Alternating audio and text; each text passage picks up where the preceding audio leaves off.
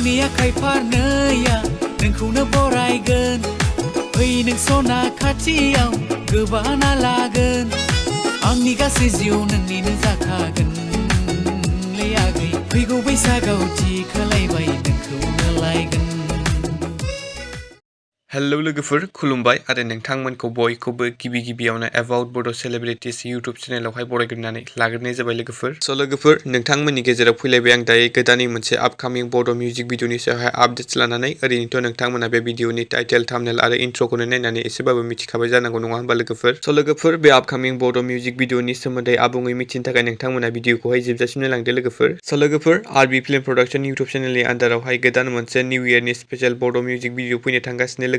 स' लोगोफोर आरबि film production YouTube चेनेलनि आन्दारावहाय फैनो गोनां बे आपकामिं अफिसियेल बड' मिउजिक भिडिअनि टाइटेलानो जाहैबाय सिम कार्ड बादि। ओमफ्राय लोगोफोर बे गोदानै फैनो गोनां सिम कार्ड बादि अफिसियेल बड' मिउजिक भिडिअ जों गाहायै फाव खालामनायखौ नुनो मोनगोन बर'निनो मुंदांखा फावखुंगुर लिंसार बसुमतारी बिथांजों लोगोसे दैजि बसुमतारी बिथांमोनखौ आरो बे मिउजिक भिडिअनि मेथाइखौ रोजाबदों थाजिम नार्जारी बिथां। ओमफ्राय लोगोफोर नोंथांमोना सोर बे सिम कार्ड बादि अफिसियेल आपकामिं बड' मिउजिक भिडिअखौ नायनो थाखाय दानिफ्रायनो जोबोरै एक्साइटेड जाना दं कमेन्टआव खोन्थाहरदो लोगोफोर आरो नायनो थाखाय एसे नेनानै थाथ'दो। आसा खालामो आरबि फिल्म प्रडाक्शन इउट्युब चेनेला बे सिम कार्ड बादि अफिसियेल बड' मिउजिक भिडिअखौ थाबैनो आपल'ड खालामगोन। स' लोगोफोर दिनैनि सर्ट आपडेटआ बेनोमोन नोंथांमोना भिडिअखौ नायना मोजां मोनोब्ला लाइक खालामबानो जाबाय आरो सोरबाफोर चेनेलाव गोदानै फैदोंब्ला साबस्क्राइब खालामना होबानो जाबाय बेबादिनो आपडेट्स भिडिअ मोनबाय थानो थाखाय। स' लोगोफोर गोजोन्थों एन्ड थेंक्स फर वाचिं।